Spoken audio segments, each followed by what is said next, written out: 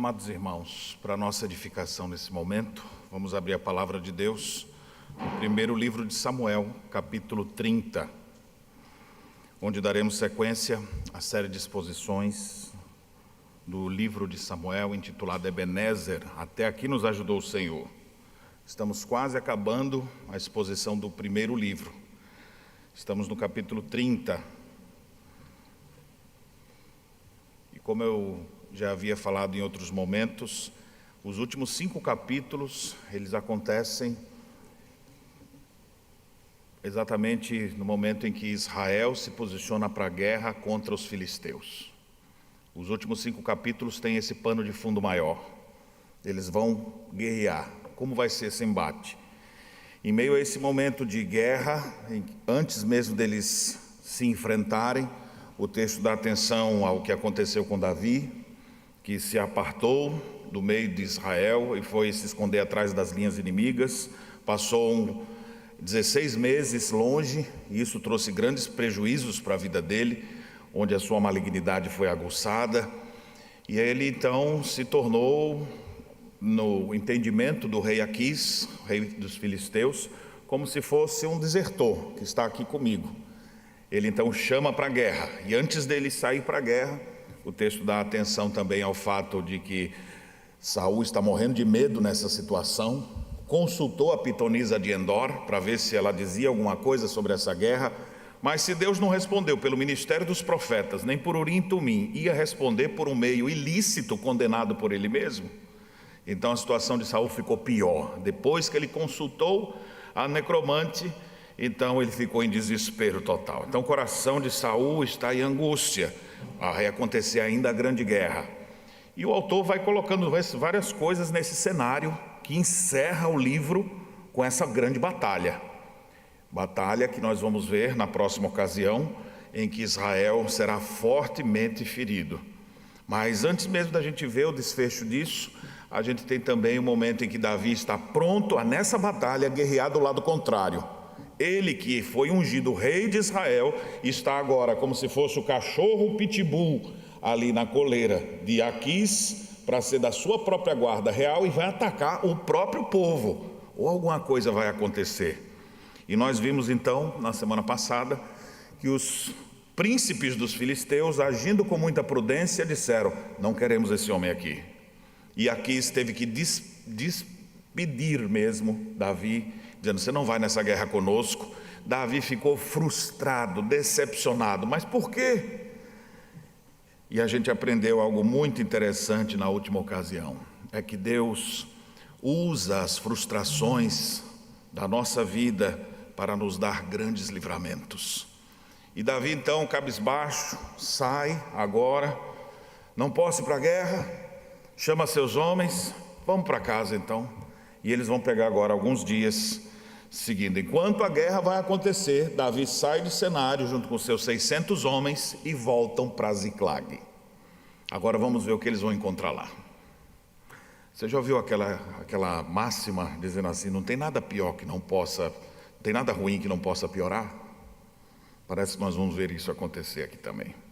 Eu não vou ler o capítulo inteiro agora, eu quero ler apenas os versos de 1 a 6. Acompanhem. Diz assim a palavra de Deus: sucedeu, pois, que chegando Davi e os seus homens ao 3º dia a Ziclag, já os amalequitas tinham dado com ímpeto contra o sul e Ziclag, e a esta ferido e queimado. Tinham levado cativas as mulheres que lá se achavam, porém a ninguém mataram, nem pequenos nem grandes, tão somente os levaram consigo e foram seu caminho. Davi e os seus homens vieram à cidade e ela queimada. E as suas mulheres, seus filhos e suas filhas eram levados cativos. Então Davi e o povo que se achava com ele ergueram a voz e choraram, até não terem mais forças para chorar. Também as 2 mulheres de Davi foram levadas cativas: Ainoã, a jezreelita, e Abigail, a viúva de Nabal, o carmelita. Davi muito se angustiou, pois o povo falava de apedrejá-lo, porque todos estavam em amargura.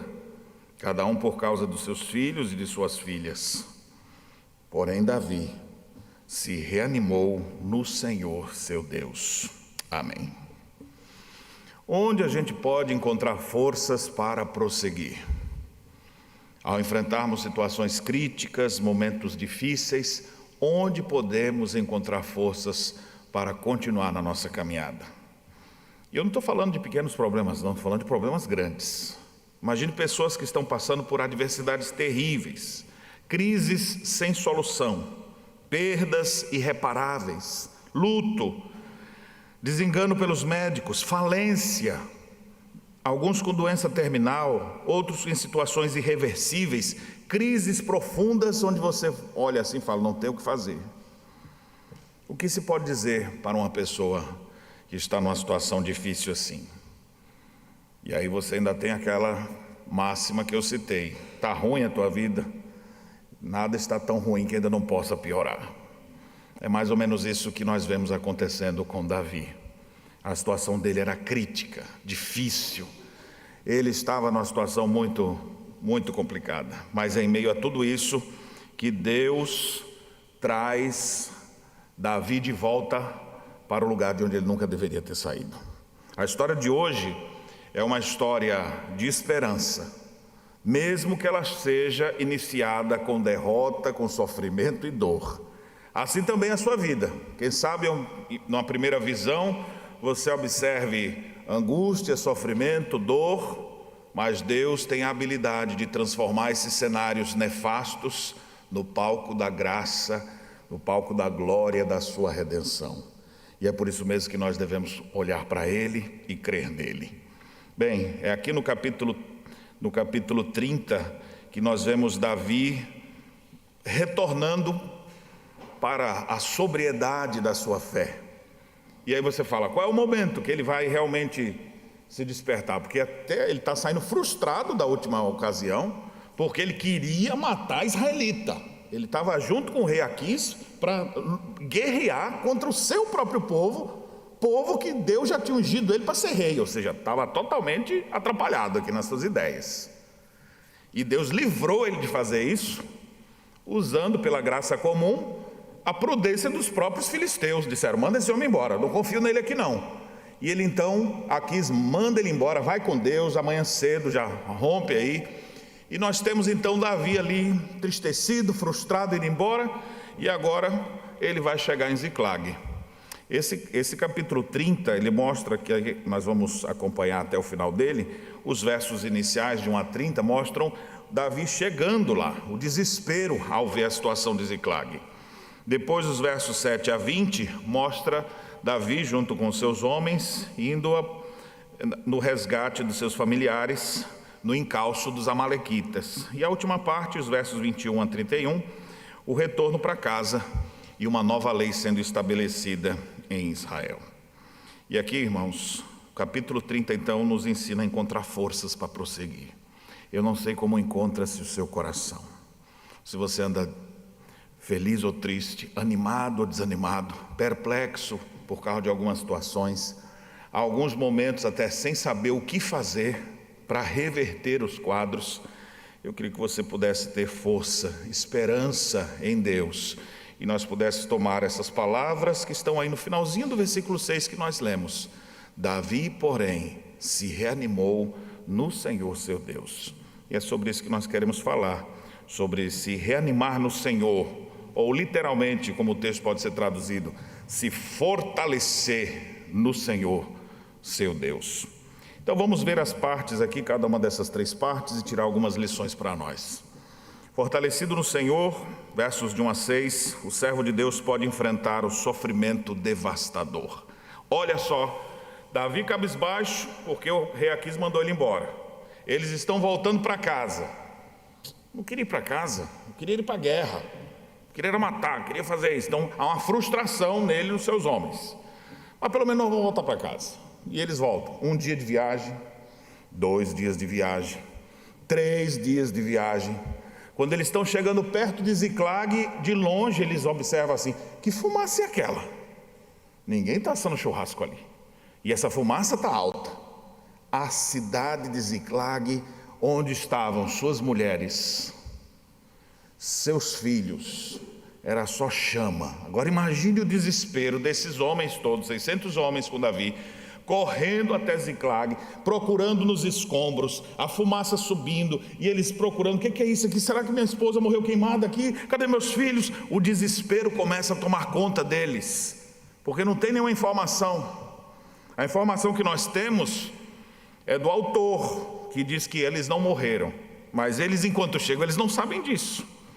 As mulheres tinham sido levadas cativas, ninguém mataram, nem pequenos nem grandes, diz o verso 2. Então somente os levaram consigo e foram o seu caminho. Isso aqui é informação do autor para nós. Mas quando eles chegaram lá, não tinha nenhuma placa indicativa, não tem um bilhete explicando.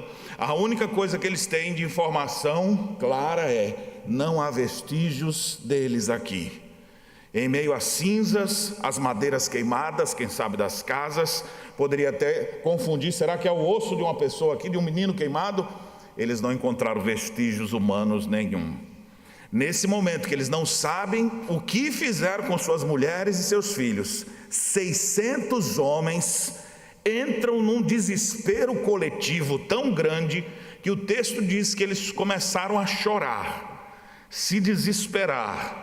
O texto diz que eles ergueram a voz e choraram até não ter mais força para chorar. Você sabe o que chegar nesse momento de desespero tal? Chorar, chorar, chorar, até não ter mais forças.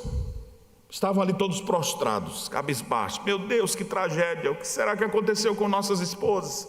O que aconteceu com os nossos filhos? Que tragédia! O desespero toma conta deles.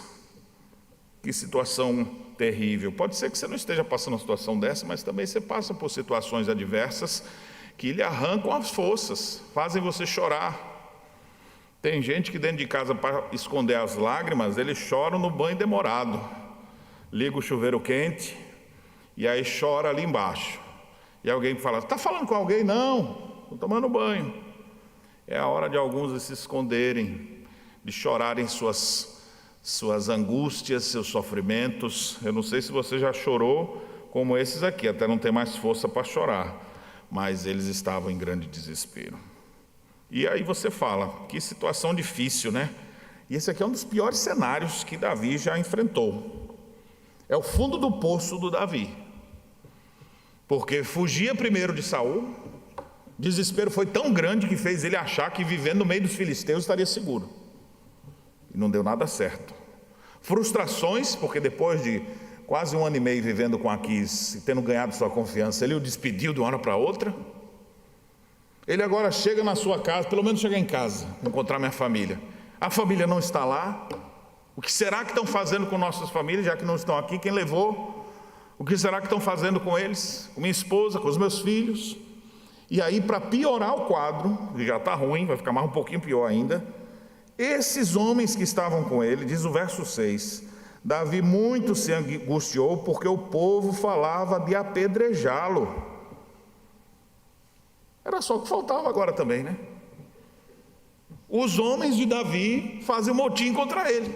600 homens agora assim: tu é culpado, miserável. É tua culpa, Davi. Como é que esse homem vai aguentar tanta crise em cima dele? Ele já estava chorando angustiado, porque o texto diz que no verso 4, Davi e o povo que estava com ele ergueram a voz e choraram até não ter mais força. Então Davi está mal. Ele e os 600, só que agora os 600 se levantam contra ele, dizendo: nós vamos te matar. E aí o texto diz: por que eles resolveram fazer isso? Geralmente é assim, na hora que está doendo, na hora que a pessoa está em crise, é como que fosse um redemoinho passando por ali. A poeira levanta, ela não sabe ver direito, e quando você não vê direito, todo mundo pode ser culpado. Eu preciso achar um culpado. Eu tenho que soltar minha ira, eu tenho que descarregar em cima de alguém. O primeiro que aparecer vai ser a vítima. Então, enquanto Davi está ali achando que seus homens estão com ele, 600 homens pegam em pedras, estão querendo lhe matar. Que situação difícil. Mas em meio a esse quadro, do fundo do poço, o texto diz: porém. Há um porém aqui. Ou seja, O quadro é só descendo, despenhadeira abaixo. Aí vem um porém que põe uma vírgula e faz o negócio retroceder. Porém, Davi se reanimou no Senhor, seu Deus. Que coisa fascinante esse texto nos ensina, irmãos. Davi, porém, se reanimou. Literalmente, a palavra hebraica aqui dá a ideia de se fortalecer. O verbo pode ser traduzido como ser forte, fortalecer, ou agarrar algo. E de fato, nessa hora de desespero, que tudo foi arrancado de Davi. Tudo. Ele já não está mais em Israel. Ele não tem mais o favor dos filisteus. Ele agora não tem mais família, não tem mais ninguém aqui. Não tem mais nem os seus fiéis soldados ao seu lado mais. Agora que ele não tem nada, não tem nem chão, ele se agarra na única coisa que dá para se agarrar quando a gente perde tudo. Ele se agarra na fé no seu Deus. E essa é a única coisa que ninguém pode lhe arrancar. Todos nós estamos suscetíveis a passar por todo tipo de adversidade que puder imaginar. Todos nós podemos sofrer perdas terríveis na vida. Mas se tem uma coisa que nenhuma circunstância é capaz de arrancar, é a fé que nós temos em nosso Senhor. Ele é o nosso bem supremo. Como diz Jeremias nas Lamentações, Ele é a nossa porção. Ou seja, é o que fica. Tudo se vai, mas Ele fica. Então o que é que a gente faz nessas horas difíceis, de crise, de dor? A gente se agarra nele.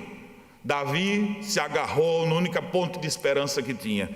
Ele se fortaleceu no Senhor, seu Deus. E o Senhor aqui, a palavra hebraica específica para o nome do Deus da aliança. Ele se agarrou ao seu verdadeiro Deus.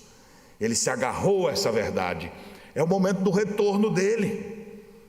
Eu acho lindo esse momento, irmãos, porque não é só assim, eu estou fraco, me fortaleci. Davi estava mal. Nos últimos anos, nos últimos meses, ele estava desviado. Ele estava aguçado na malignidade. Tinha aprendido a mentir, a fazer coisas que não era própria dele. Está frustrado, está arrebentado, e Deus está usando aquela frustração dele para trabalhar um livramento gigante na sua vida. Mas agora bota ele no fundo do poço, para ele não ter mais esperança em nada nem em ninguém. E quando ele se vê sem nada, ele lembra daquilo que é mais que tudo, e ele se agarra a esse feixe de luz, que é a sua fé no Deus da aliança. E ele se agarra e se fortalece no seu Deus, e ora ao seu Deus. O segredo de tudo está no Senhor, seu Deus. O Salmo 37 diz: espera no Senhor, confia no Senhor, entrega o teu caminho ao Senhor, descansa no Senhor. É no Senhor que nós podemos ser restabelecidos, é no Senhor que nós devemos nos agarrar, nos segurar. Só nele nós podemos ter a nossa fé fortalecida. E às vezes você anda até meio desviado, e Deus usa circunstâncias adversas para deixar às vezes você sem chão. Para quê? Para ver se você se agarra naquilo que é o mais precioso. Não tem mais nada para me segurar aqui, vou me segurar em Deus. Vou confiar naquele que nunca me deixou. O prédio todo foi embora, e você está aqui agarrado num fiapo de um fio que nunca quebra, que é sustentado pelo próprio Deus. É isso que Davi está fazendo aqui. Meus irmãos, nós precisamos aprender a nos fortalecer em Deus. Você precisa fortalecer sua fé em Deus. Sua fé, como é que ela anda? Está parecendo aquelas galinhazinhas do interior, tão fraco, tão fraco, tão fraco. Como é que anda a sua fé? Pastor, mais ou menos assim. Como é que anda a sua fé, meu irmão? Você precisa que Deus arranque tudo da tua vida para tu saber o que vale mais do que tudo? Ou tu aprende pela instrução, ou aprende sofrendo pela lamentação. Davi aqui chegou ao fundo do poço, mas dali o Senhor vai lhe tirar. Ele se agarra a Deus. Paulo escrevendo a Timóteo, nós começamos o culto hoje falando sobre isso. Fortifica-te na graça que há em Cristo Jesus. Paulo escreve aos Efésios e diz: quanto ao mais, irmãos, fortalecei-vos no Senhor e na força do seu poder. Você precisa fortalecer essa fé. Esse joelho trôpego aí, essas mãos cansadas, precisam ser fortalecidas. Você precisa se fortalecer em Deus. Precisa esse coração aí voltar a vibrar por Deus. Precisa ter uma esperança forte dentro desse coração. Eu não estou falando de religiosidade, eu estou falando de uma vida onde a nossa esperança está toda no Senhor. Quando enfrentar sofrimentos, desesperos, situações difíceis, até não ter mais força para chorar, a grande lição que essa perícope aqui nos traz é: reanime-se no Senhor seu Deus, se fortaleça espiritualmente. Só fortalecido espiritualmente a gente pode enfrentar o que quiser acontecer, o que vier. É tanto que Davi, fortalecido, ele escreve nos Salmos: contigo, olha, nós saltaremos muralhas, contigo venceremos exércitos, com o Senhor nós vamos pisar em qualquer coisa aqui e Deus nos dará vitória, com Ele. O segredo aqui é no Senhor, é se animar, se fortalecer no Senhor. Deixa eu fazer mais algumas aplicações sobre isso aqui antes de avançar para a segunda parte do texto. Você pode estar enfrentando momentos difíceis na sua vida. Eu tenho medo até de dizer isso que eu vou dizer, mas eu tenho que dizer, com medo até de acontecer comigo. Não existe crise tão grande que não possa ficar pior. Ah, pastor, não fala um negócio desse não, vira essa boca para lá. Mas é verdade. Se o diagnóstico é ruim, prepare-se, ele pode piorar. Mas por outro lado, meu irmão, tem sempre um contudo, um porém. Não se prepare só para o pior, não. Com Deus, tudo pode acontecer. O porém, que bota Deus na frente, muda tudo. Josué 3,5 diz assim: preparai-vos, santificai-vos, porque amanhã o Senhor fará maravilhas no meio de vós. Olha que coisa interessante. Deus não disse o que era, mas disse: santificai-vos, ou seja, uma ordem para hoje. Santificai-vos, porque amanhã o Senhor fará maravilhas diante de nós. Prepare-se para coisas melhores, para coisas grandes que Deus ainda pode fazer. No caso de Josué, venceu Jericó, destruiu inimigos, conquistou a terra prometida, botou o povo onde Deus queria que ele ficasse. Grandes coisas Deus fez. Hoje ele diz: santifique-se. Amanhã pode ser coisas gloriosas. Então a gente vive nessa tensão aqui desses dois extremos. Pode ficar pior, mas pode tudo melhorar. Não é nem pessimismo nem otimismo, é esperança em Deus. Ele é quem vai usar as circunstâncias do jeito que Ele quiser. E nós precisamos nos enquadrar no que Ele estabelece. Mas uma coisa é certa: podemos ter fé de que Deus é aquele que é capaz de transformar a dor, o desespero, o sofrimento, até mesmo aqueles que estão chorando, até não ter mais força para chorar. Deus pode pegar essa história e transformar completamente, encher de alegria, de regozijo, de esperança. Pastor, mas o pessoal aqui estava pensando em matar ele, estava difícil, mas a história só começou. Nós só estamos até o versículo 6. Vamos ver o que mais Deus tem reservado para esse povo. Mas aqui fica a grande lição, e essa é a lição principal do texto: fortifique-se no Senhor. Para nós quer dizer, fortifique-se na graça que é em Cristo Jesus. Se fortaleça em Deus, se agarre a isso pela fé. Vamos então ver a segunda parte do texto. Agora, versículo 7 até o versículo 20, eu vou proceder à leitura, acompanhe. Diz assim: disse Davi a Abiatar, o sacerdote, filho de Aimeleque: traze-me aqui a estola sacerdotal. E Abiatar a trouxe a Davi. Olha só quem apareceu depois de 1 ano e 6 meses, quase 1 ano e meio. Apareceu Abiatar, que era o sacerdote, a estola sacerdotal. Nesse tempo todo Davi não estava mais consultando o Senhor, mas depois que ele se reanimou, das primeiras coisas que fez foi o quê? Abiatar, traz aqui o colete, vamos invocar a Deus, vamos chamar por Deus. E Deus vai responder a ele por meio do ministério dos sacerdotes, que carregavam nessa estola sacerdotal. Não era uma roupa que tinha poder não, viu gente? mas havia instruções que assim eles deveriam fazer, e eles carregavam o Urim e o Tumim dentro, a gente não sabe bem o que era Urim e Tumim também não, viu? É uma espécie de cara coroa, sim ou não, mas era uma forma deles consultarem a Deus, e Deus ia responder pelo ministério de Urim e Tumim. Então a pergunta que Davi faz é: traz aqui a estola sacerdotal, e Abiatar trouxe a Davi. Ó o verso 8: então consultou Davi ao Senhor, dizendo: perseguirei eu o bando, alcançá-lo-ei? Então, por meio do ministério sacerdotal, veio a resposta. Respondeu Yahvé, o Senhor: persegue-o, porque de fato o alcançarás e tudo libertarás. Oh, que palavra confortadora para aquele homem que estava ali. Todo mundo chorando em desespero, todo mundo angustiado, e agora dizendo: vai atrás dos inimigos, você vai achá-lo. Mas sem GPS, sem uma foto via satélite para acertar, porque hoje o poder bélico é assim, né? Você vê via satélite o cara andando e solta um torpedo lá em cima da cabeça do vivente e não erra. Mas como é que vai acertar aqui? Que caminho eles tomaram? Tá, eu vou atrás deles? Sim. Vou alcançar? Vai. Mas para que lado que eu vou? Diz o texto então: partiu pois Davi, ele e os 600 homens que com ele se achavam, e chegaram ao ribeiro de Besor, onde os retardatários ficaram. Sempre tem retardatário na vida. E aqui, se você às vezes fica de retardatário, não fique em sofrimento. Daqui a pouco tem uma boa notícia para você, viu?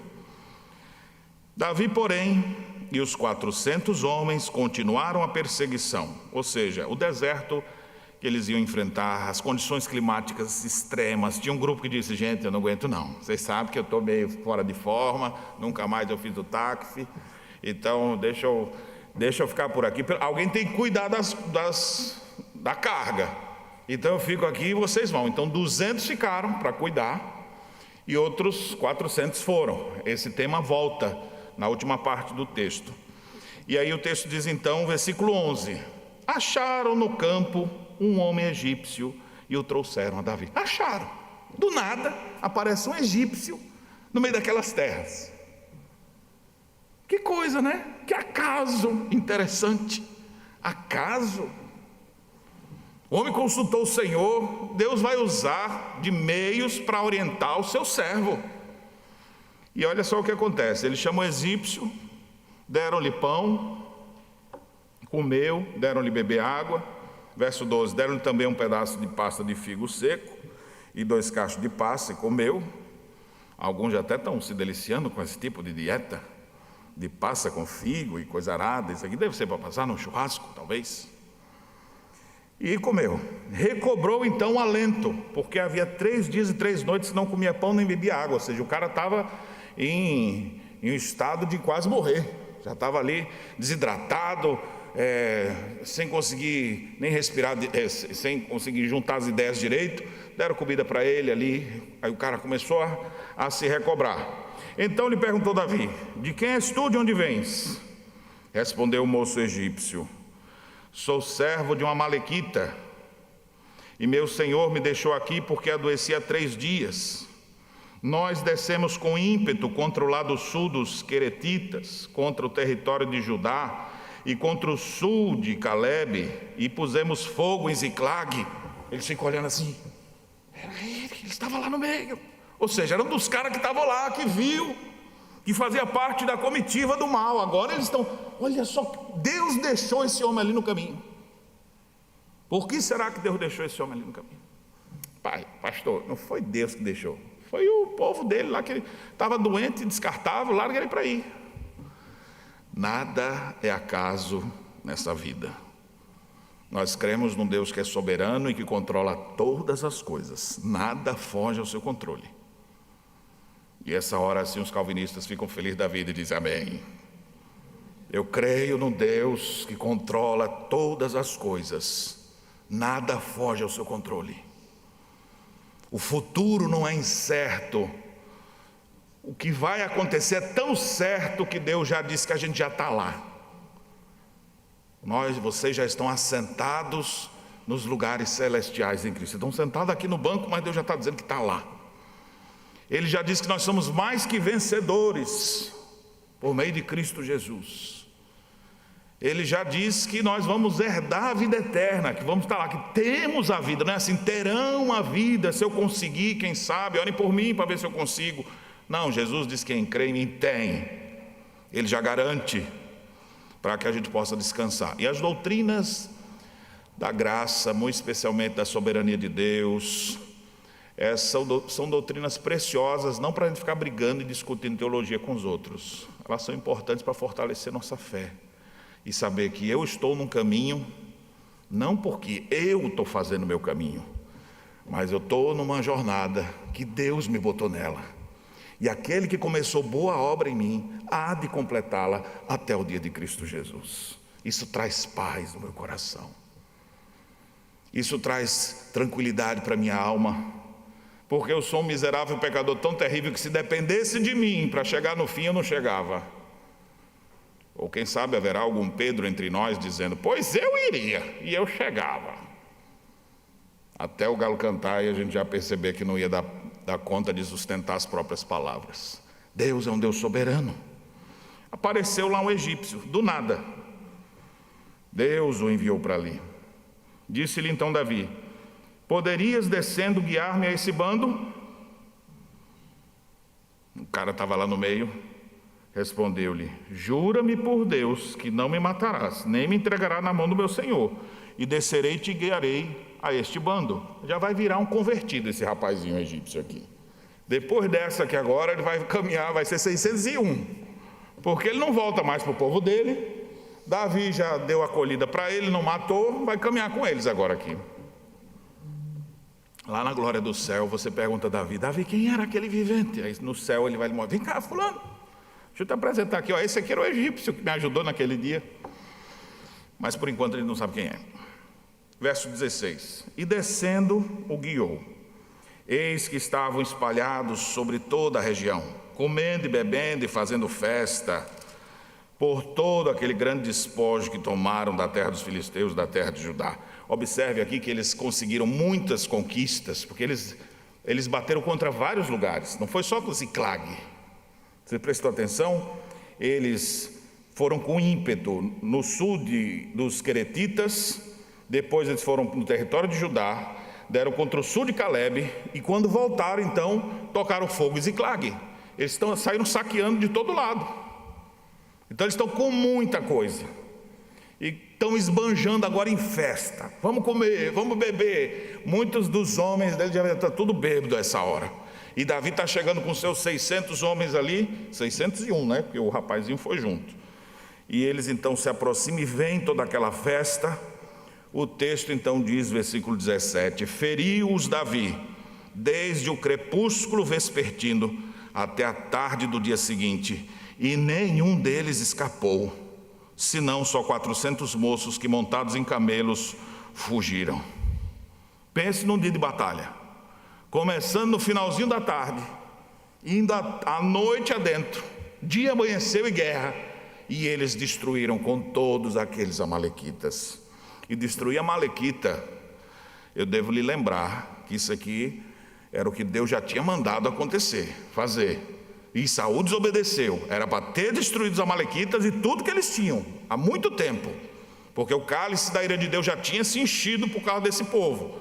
Mas Saul não quis fazer. Guardou o rei, guardou as principais coisas. Esse povo se levanta de novo e agora está aqui trazendo destruição. Mas agora nas mãos de Davi, nenhum escapa.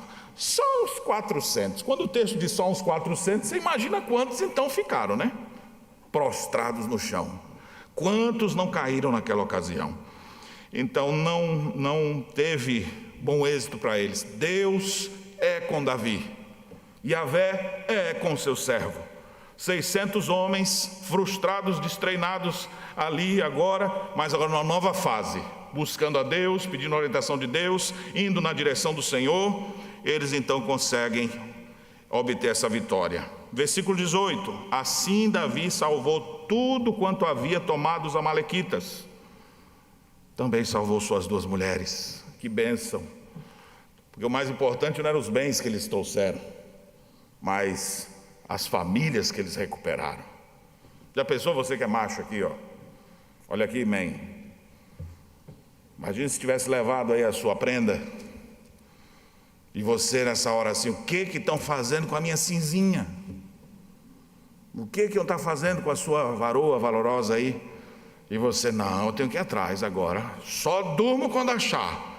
E de repente uma guerra de um dia e outro. E daqui a pouco Aníbal olha assim, quando vê sua esposa chegando. O Eduardo olha assim e fala, Débora. O Jorge fala, não acredita, Rita. E cada um vai se encontrando ali assim, eles vão abraçando suas esposas. E os meninos, cadê os meninos? Traz os meninos para cá. E aquele encontro feliz, não lhes faltou coisa alguma, nem pequena, nem grande, nem os filhos, nem as filhas, nem o despojo, nada do que lhes havia tomado. Tudo Davi tornou a trazer. Também tomou Davi todas as ovelhas e o gado, e o levaram diante de Davi, diziam, este é o despojo de Davi. Então aquele dia foi um dia de grande conquista. Foi um dia de grande vitória e de muitos benefícios. Não apenas trouxeram de volta as suas famílias, e esse despojo todo que vai ficar aqui, que eles conquistaram de vários povos, era muita coisa. Então, irmãos, olha só que coisa espetacular. Como é que o dia estava antes mesmo? Recapitula rapidamente. Davi saindo da presença de Aquis com as orelhas baixas, despedido. 3 dias caminhando para Ziclag, que tristeza, que angústia. Chega em Ziclag pegando fogo e fala, meu Deus, desespero maior ainda. E aquele desespero todo piora com os homens pegando em pé, dizendo, vou te matar, Davi. Aí de repente Davi se fortifica em Deus e tudo muda. O versículo 6 é o ponto de mudança.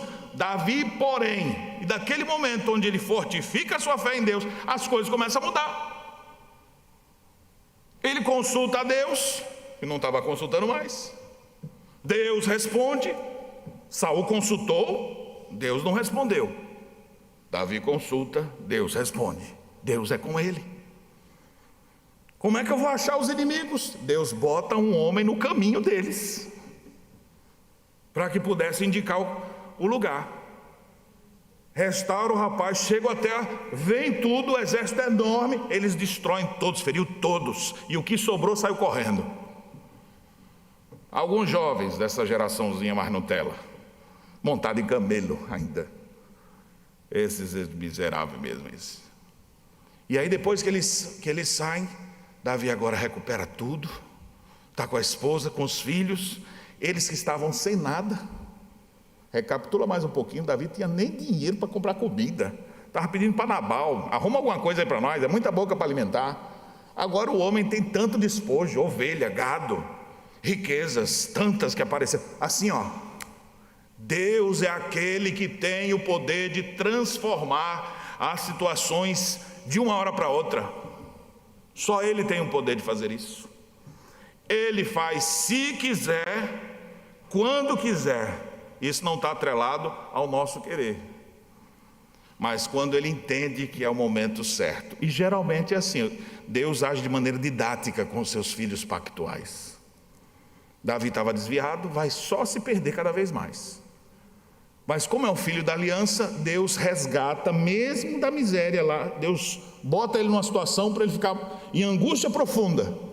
Mas dali ele se põe humildemente a buscar Deus, e Deus vai transformando o cenário. Aqui está começando a acontecer o que vai fazer Davi agora voltar para o lado certo, sair do meio dos filisteus, voltar para o lado certo e se tornar aquilo que Samuel lhe ungiu para ser, o grande rei de Israel, o rei escolhido não pelos homens como Saul, mas o rei escolhido por Deus. Está próximo esse dia de acontecer. Meus irmãos, essa segunda parte aqui nos traz uma lição muito importante. Nós somos orientados pela palavra de Deus para irmos atrás de tudo aquilo que é nosso. A questão da obediência aqui é fundamental para nós. Todas essas coisas acontecem, há esse desfecho feliz, e o ponto principal aqui é obediência. Como é que a gente sabe que alguém ama a Deus?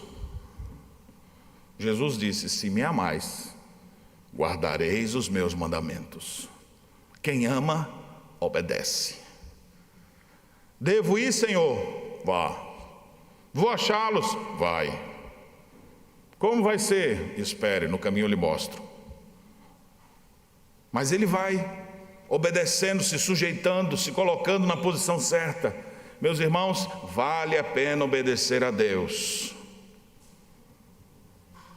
Não somente porque vai dar certo, mas porque é o certo. Obedeça a Deus. Obedecer a Deus vale mais do que sacrifícios tolos, do que religiosidade que só ostenta o que não existe no coração. Deus quer ver de nós obediência à sua lei. Isso é amor. Quem ama, obedece. Fortalecer a fé significa obedecer a Deus. Eu estava dizendo ali, irmão, você se agarre a Deus pela fé, fortaleça a sua fé. Como é que eu faço isso, pastor? Obedeça a Deus. Comece a se enquadrar no que a palavra de Deus ensinou. Não importa quanto tempo você andou desviado, não importa nada disso. Davi ficou um ano e 4 meses lá, mas Deus chamou ele de volta. Eu não sei quanto tempo você já está aí meio que distante. Deus está chamando. Obedeça, agarre-se à fé, obedeça ao Senhor, se enquadre no plano divino. A fé verdadeira, a fé obediente, sempre será honrada. Aos que me honram, honrarei. E Deus provê a maneira de achar o caminho até os inimigos. Bota um rapaz ali. Sozinho Davi nunca acharia essa solução, mas Deus dá sinais de sua graça. Observe se na sua vida não é assim também. Sozinho você nunca alcançaria nada, mas tudo que você tem é graça que Deus acabou lhe dando. Então creia na providência de Deus, obedeça a palavra, descanse na providência do Senhor. E um detalhe importante aqui: não desista das coisas que são nossas. Deixa eu falar primeiro aqui para os casais: não desistam do outro. Ah, pastor, eu acho que nós vamos se separar, porque está difícil demais. Eu vou deixar minha mulher aí. Não deixe não. Vocês não casaram até que a morte se separe, então peça para Deus lhe matar. Se você não vai pedir isso, então Deus, o Senhor me uniu, não quero perder. Alguns de vocês perderam filhos para o mundo. Está na hora de dizer: Deus, traz de volta. Não deixa morrer longe. Vá atrás das coisas que são suas. Não se entregue, já foi, já acabou, está tudo. Fazer o quê, né? Não, meu irmão, vai atrás, vai à luta. Tem coisas que vale a pena a gente guerrear. Lutar pela família, vale a pena. Lutar pela fé, vale a pena. Lutar para ver a igreja expandindo sobre a face da terra, vale a pena. Lutar para ver em cada cidade uma nova igreja sendo plantada, vale a pena. São coisas que Deus deseja que a gente faça. Lute por isso. Ah, pastor, o mundo está cada vez pior, está tudo difícil, ou seja, é tudo vindo contra. Não precisa você olhar para nada dessas coisas que vão nos cobrindo. Feche seus olhos e obedeça, e siga adiante. Lute pelas coisas que Deus disse que é para a gente lutar. Defenda os valores do reino, mesmo que ninguém queira defender, e você vai ver grandes livramentos do Senhor. E aqui eu me recordo de Samar, filho de Agé, o Ararita. É um desses aqui, viu? O nome dele vai aparecer mais para frente, mas ele está nesse bolo aqui desses 600. A Bíblia diz que Samar, quando os filhos de Israel correram dos filisteus, ele se pôs no meio do campo das lentilhas do Senhor, puxou sua espada e fala: não vão pegar o que é de Deus. E ele fica lá esperando: pode vir. E Deus usou aquele homem, efetuou um grande livramento. Ninguém derrubou Samar. Como é que você diz uma coisa dessa? Parece filme japonês, né? Esse negócio lá de samurai. Mas é Bíblia. É um dos 3 primeiros de Davi, um dos que tinham o nome entre os 3 primeiros. Os outros grandes chegaram perto, mas os 3 primeiros não chegou. O homem que lutou pelo que é nosso. É nosso, vamos atrás. Deus nos orientou, nos mostra que esse é o caminho que nós devemos fazer, vamos fazer. Não desista, não entregue, não deixem lhe saquear.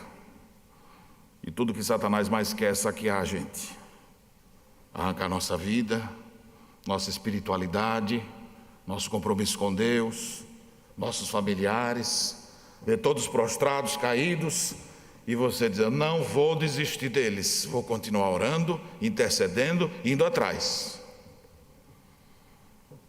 Quem sabe você vai ter a alegria de ver, como Davi, as famílias de volta, as esposas, os filhos. E se não ver, pode ser que você não veja, mas vai acontecer, pode acontecer. A mãe do Agostinho era tão devassa, terrível. E ela orou tanto por aquele menino, ô moleque terrível. Nem viu direito o que poderia acontecer com ele. Morreu. Depois o homem se tornou um dos grandes líderes da igreja.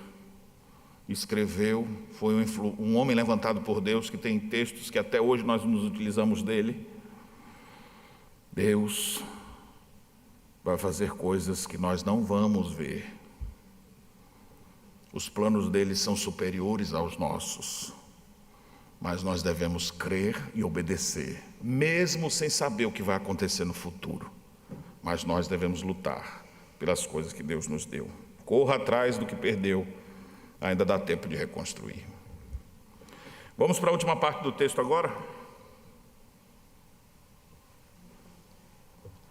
Versículo 21 a 31. Vou fazer a leitura, acompanhe. Chegando Davi aos 200 homens que, de cansados que estavam, não puderam seguir, e ficaram do ribeiro de Besor, estes saíram ao encontro de Davi e do povo que com ele vinha. Davi, aproximando-se destes, os saudou cordialmente. Então todos os maus e filhos de Belial, dentre os homens que tinham ido com Davi, responderam e disseram, visto que não foram conosco, não lhes daremos do despojo que salvamos. Cada um, porém, leve a sua mulher e seus filhos e vá-se embora. Porém Davi disse, não fareis assim, irmãos meus, com o que nos deu, não fareis assim, irmãos meus, com o que nos deu o Senhor, que nos guardou e entregou às nossas mãos o bando que contra nós vinha. Quem vos daria ouvidos nisso? Porque qual é a parte dos que desceram a peleja, tal será a parte dos que ficaram com a bagagem. Receberão partes iguais. Observe a justiça do rei escolhido por Deus, que sabe valorizar todo o trabalho, tanto da ponta da lança, quanto o que fica na retaguarda. Todos que estão trabalhando, ele sabe do seu devido valor. Está falando como rei. Está falando como gente sábia. A sabedoria voltou para ele. Não está mais com ideias estranhas na cabeça. E assim, desde aquele dia em diante, foi isso estabelecido por estatuto e direito em Israel até o dia de hoje. E literalmente esse aqui é até o dia de hoje mesmo, viu? Esse tipo de coisa aqui, até o dia de hoje do escritor, quando escreveu o primeiro livro de Samuel. Mas esse é um princípio que fez parte do povo de Deus e que hoje faz parte e deve continuar fazendo parte da igreja e de muitas instituições. Por exemplo, no meio militar, especialmente da Força Aérea, lá diz assim, com os pilotos e asas seremos um conjunto de todo singular. Todo mundo tem o seu trabalho. Um vai na frente pilotando, mas tem outro que tem que ficar aqui para arrumar. E se o outro não arrumar a pista para ele subir? E se ele tiver com dor de dente quando estiver lá em cima? E se não tiver um treinamento? Se não tiver uma boa refeição? E se alguém não pagar o salário dele para ele sustentar a família? Então todas as peças são importantes. E dentro da igreja? O apóstolo Paulo, 1 Coríntios 12, diz, não pode dizer a mão que não precisa do pé. Você não pode dizer para outra parte que não precisa. Todos têm a sua importância no corpo. Ainda que alguns membros sejam mais vitais do que outros, todos que Deus botou são importantes e têm o seu papel. Tanto que vai lá na frente, como que fica na retaguarda. O que canta na frente da igreja, como que estava lá nos bastidores fazendo a transmissão. O que prega, como aquele que depois deixa o templo todo arrumado para que as pessoas possam entrar. Alguns são vistos, outros não, mas todos têm o seu lugar no corpo de Cristo. Isso aqui foi Davi quem estava estabelecendo lá atrás, e a gente vê o desenvolvimento disso. Mas vamos concluir a leitura. Verso 26. Chegando Davi a Ziclag, enviou do despojo aos anciãos de Judá, seus amigos, dizendo: eis para vós outros um presente do despojo dos inimigos do Senhor. Aos de Betel, aos de Ramote do Neguebe, aos de Jatir, aos de Aroer, aos de Sifmote, aos de Esmeoa, aos de Racal, aos que estavam nas cidades dos Jeramelitas e nas cidades dos Queneus, aos de Orma, aos de Boraçã, aos de Atasse, aos de Hebron e a todos os lugares em que andara Davi, ele e os seus homens. A última parte, então, Davi distribui. É tanta coisa que ele recebeu, ele falou: vou ficar com isso aqui só para mim não, vamos mandar isso aqui para as várias pessoas, os nossos amigos. É interessante que ele não bota o nome, mas ele fala dos seus amigos, anciãos de Judá. E aí fala aqui das cidades para onde essas coisas chegaram. Meus irmãos, essa última parte, então, que fala sobre os despojos de guerra, que devem ser compartilhados por todos, não só os que vão para a guerra, mas os que ficaram cuidando, são importantes e vão receber igualmente. Davi age com justiça, e a gente percebe que isso é o que Deus espera para a vida do seu povo. Se tornou lei Israel, todos participaram dessas conquistas, e aqui a gente tira de lição que quando Deus nos concede suas graças, nós devemos receber tudo com gratidão e servir a Ele com retidão e justiça. Tudo que temos e somos vem das mãos de Deus. Davi reconheceu isso, contribuiu com todos. A expressão principal dessa parte é quando ele diz ali para aqueles homens de Belial. É interessante, filhos de Belial. Tinha uns homens maus no meio de Davi. Davi não xinga eles, mas Davi caminha com essas pessoas, discipula essas pessoas. Davi de fato é espetacular. Quem sabe se fosse eu ou você dizer: eu não ia botar esses aqui no meio não, eu tirava logo: vocês são homens de Belial aqui, eu quero fora vocês daqui. Davi soube lidar com essas pessoas, e o texto diz, versículo 23, não fareis assim, irmãos meus. Ele chama esse povo todo de irmãos, porque quem estava com essa nova história, não é justo não, vocês que não foram para a batalha não vão ganhar nada, pega a mulher de vocês, os filhos aí, e vão-se embora, a riqueza vai ficar só para nós. Davi, negativo, não vai ser feito assim. E todo mundo cumpriu conforme Davi havia estabelecido. Mas olha a expressão que aparece aqui: não fareis assim, irmãos meus, com o que nos deu o Senhor. Olha a expressão. Por que eles estavam agora com mulheres, filhos, riquezas, com tanto despojo, ao ponto deles até distribuírem para outros? Aqui está a expressão: com o que nos deu o Senhor, que nos guardou e entregou às nossas mãos. Se a gente tem alguma coisa, foi Deus quem nos deu, e nós devemos reconhecer sempre isso. E esse reconhecimento se expressa por meio de ações claras. Não é só dizer: Deus, obrigado porque tudo que eu tenho vem de Ti. Não, a gente expressa gratidão com generosidade. Qual foi a forma de Davi fazer isso? Quem trabalhou e quem ficou guardando, quem estava na guerra e quem estava aqui, todo mundo vai receber generosidade. E mais, tem tanto, gente, vamos mandar lá para os nossos anciãos de Judá, para os servos de Deus que estão lá, eles vão poder ajudar as suas cidades também. E mandou para muitos outros lugares.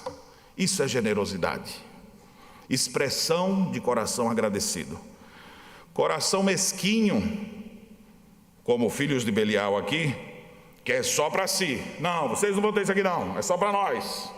Coração de gente que agora foi restaurada por Deus É um coração que diz: é bom para mim, tudo Deus me deu, eu também devo compartilhar isso com outras pessoas. Algumas aplicações dessa última parte. Deus pode converter desespero em alegria. Aqueles que inicialmente estavam chorando até não ter mais força, agora estão jogando despojo para cima e festejando, porque saíram da escassez e da perda para a alegria do reencontro com suas famílias e grandes despojos. Segundo, se Deus te agraciou com bênçãos e conquistas, seja grato e generoso. Ajude até mesmo quem não merece. Mas eu não acho justo. É bom, aí isso ajuda para você ter certeza que você não é legalista. Ajude até mesmo quem não merece. Trate os legalistas, filhos de Belial, com graça, ao invés de com mais legalismo. Vocês não fizeram, não vão levar. Nós não vamos tratar assim. Nós fomos alcançados pela graça e vamos continuar servindo com graça. Faça isso. Outra coisa importante para você guardar, meu irmão: seu trabalho é importante no Senhor. Se você está trabalhando no Senhor, seu trabalho é importante. Agora, se você não está trabalhando, você devia estar. Porque quer seja na frente do combate ou lá atrás na retaguarda, seja algo visível na igreja ou invisível, nós devemos servir ao Senhor. Há trabalho para você, meu irmão.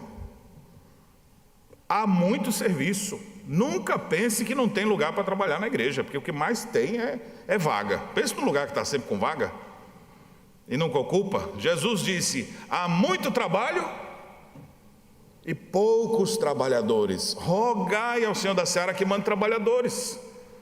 Então você pode ser útil no reino. Deus lhe deu dons, capacidades, e se Ele lhe ensinou alguma coisa para você fazer, você pode fazer. Veja, se prontifique, diga assim, conte comigo para o que precisar. Não sei fazer nada, faça volume, pelo menos.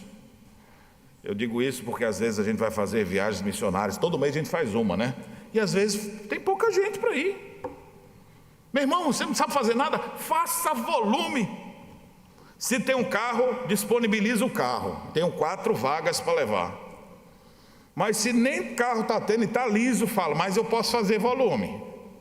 Então a gente leva, porque a congregação que nos recebe fica tão feliz de ver aquele grupo de irmãos da igreja que está indo lá.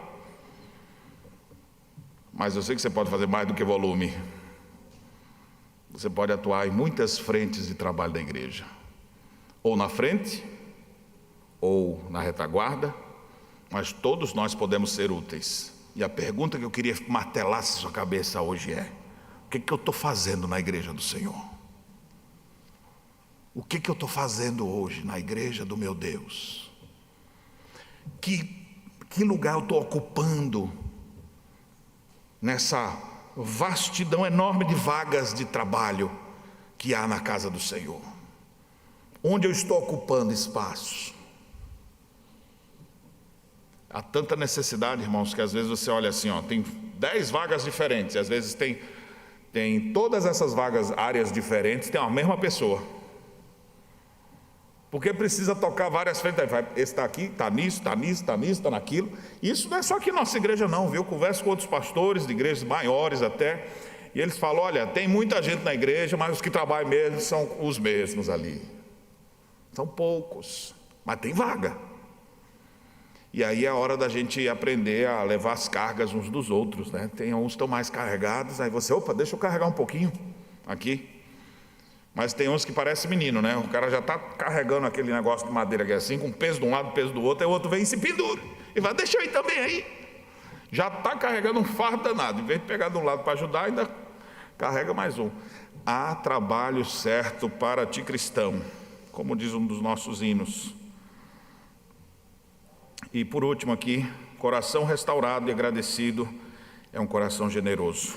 Isso vai marcar a vida de Davi para sempre. Você vai ver depois, durante a história dele, o quanto Davi doou. Davi vai ser um dos grandes doadores, inclusive ele vai querer construir o templo do Senhor. E aí Deus diz: Davi, você derramou muito sangue. Tá bom, eu não vou construir, mas eu posso fazer uma oferta? Ou seja, o ouro e a prata que vai revestir o templo inteiro veio do bolso de Davi. Eu não posso construir, mas eu quero deixar aqui uma oferta. Quero deixar, e trouxe dos tesouros dele para as coisas de Deus. Meus irmãos, essa história de fato é uma história bonita de restauração, e tudo o que acontece aqui de bom vem daquele porém. Porém, Davi se reanimou no Senhor, seu Deus. Davi vai poder agora então voltar para Israel? Será que Saul ainda vai estar brigando com ele? Vai estar no seu encalço? E a guerra dos filisteus, o quadro maior, que Saul está morrendo de medo dessa batalha. Qual será o desfecho? Será que Saul vai conseguir vencer? Ele e seus filhos vão sobreviver a essa guerra? Ou será o fim da dinastia de Saul? Não perca a próxima mensagem nossa, no capítulo 31. Mas aqui eu queria ainda deixar algumas outras aplicações finais. Onde que nós vemos Cristo nessa passagem? Davi aponta para Cristo aqui pelo menos em 3 momentos. Você vê Davi se reanimando no Senhor seu Deus, para depois fazer uma grande obra. Cristo, antes da grande obra do Calvário, ele se derrama diante de Deus no Getsemane, clamando ao Pai para aquela grande obra que estava por enfrentar. E a sua angústia foi tão grande que seu suor se transformou em sangue. E nosso Senhor ali não teve ninguém do seu lado para lhe apoiar. Todos dormiam enquanto ele derramava a sua alma diante do Senhor. E Deus o fortaleceu ao ponto de ele subir a cruz, cumprir o seu ministério cabalmente, trazendo nossa salvação. Uma outra coisa que acontece aqui: Davi liberta o seu povo do cativeiro dos amalequitas. Assim também Cristo é aquele que liberta o seu povo do cativeiro do pecado. É Ele quem vem até nós, nos tira das encrencas. Nessa história toda nós somos aquelas mulheres e crianças enjaulados, presos, ouvindo gente rindo, bebendo, fazendo graça, e você achando assim: meu Deus, vou ser destruído. E Cristo vai lá e nos tira do domínio de Satanás e nos traz para a sua maravilhosa luz. Também aqui nós vemos, pela distribuição que Davi faz dos bens, nos faz lembrar do Salmo 68, que está também em Efésios capítulo 4, que diz que quando Cristo subiu aos céus, levou cativo o cativeiro e depois deu dons aos homens. Deus deu vários dons para que a igreja do Senhor Jesus pudesse ser edificada e bem desenvolvida. E você, crente, como está então sua vida? Hoje você está fraco ou forte, desanimado ou fortalecido? Creia em Jesus e continue crendo. Se tem muito tempo de fé, fortaleça a sua fé, agarre-se à fé. Se você ainda não é crente no Senhor Jesus e está sem forças para prosseguir, confie sua vida nas mãos daquele que nunca vai lhe abandonar. Arrependa-se, creia, Ele te fortificará e te dará uma nova razão de viver. Jesus é aquele que pega nossas vidas fracassadas, arruinadas, e transforma e faz de nós novas criaturas. Uma coisa que eu queria dizer aqui para aqueles que são casados: busquem juntos se fortalecer no Senhor. Se fortaleçam juntos. E outra coisa para os pais: chamem seus filhos e fortaleçam eles no Senhor. Veja o que está acontecendo no coraçãozinho deles.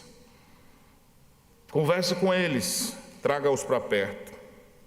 Agora, para aqueles que estão passando por momentos difíceis, às vezes no casamento, e o casamento está por um fio, não desista das coisas que Deus te deu. Lute por isso, lute pela sua família. Se filhos estão desviados, não desista deles. Se dobre de joelhos diariamente e clame por eles. Se seus pais, seus avós, seus tios estão distantes, clame por eles também. Crê no Senhor Jesus, será salvo tu e a tua casa. Nessa certeza, pregue o Evangelho, ore por eles para que Deus os transforme e os ajude. aqueles que foram agraciados. A graça de Deus chegou a você, ou porque casou, porque uns cabas feios desse aqui, casado com as mulheres bonitas como essas que estão do seu lado, você é muito agraciado. E vocês, mulheres, tem tão pouco homem no mundo, e os poucos que tem, às vezes nem estão querendo ser também, mas você tem esse marido aí, você é uma agraciada. Você tem um trabalho que Deus te deu, você é um agraciado. Deus te deu uma igreja para você congregar, você é um agraciado. Deus tem lhe dado bênçãos, sustentado sua vida, você é um agraciado. Quando está doente, tem dinheiro para comprar remédio, você é um agraciado. Tem plano de saúde ainda, você é um agraciado. Como que você é agraciado? Tem expressado sua gratidão a Deus. Aprenda a reconhecer que tudo que a gente tem vem de Deus. E nesse sentido, aprenda a expressar isso por meio de generosas doações. Eu não estou falando de 100 pila não, viu? E também não sou daquelas igrejas não, viu? Não tem ofertório agora no final com apelo emocional. Mas o que eu quero dizer para você é: seja generoso com força. Se Deus tem te abençoado muito, seja generoso em proporção muita. Invista nas coisas do reino de Deus, assim como Davi ensinou aquele povo e eles assim fizeram. Não seja mesquinho. Quando eu vejo pessoas que são dizimistas, pessoas que conquistam, compram coisas e ofertam a Deus generosamente, ali está uma pessoa que evidencia uma marca importante de gratidão, que é a expressão. Ninguém deve se apresentar diante de Deus de mãos vazias. Devemos ser gratos a Deus. A gente também não contribui porque a igreja está passando por necessidade. Ah, estão precisando? Vou dar. Não, a gente agradece independente da circunstância. Porque essa é a minha expressão. Assim Davi fez, e ele é exemplo para nós. E esse princípio rege a vida do povo de Deus ao longo da história.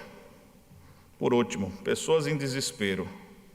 Deus pode fazer seu choro ser substituído por um sorriso.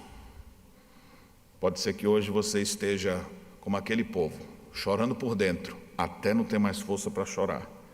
Deus pode transformar o nefasto cenário da sua vida, da sua história, em algo glorioso. A tristeza convertida em alegria, fazer com que o deserto se transforme num verdadeiro manancial. O que você precisa fazer? Fortifique a sua fé no Senhor seu Deus. Que o Senhor Jesus nos abençoe. Amém.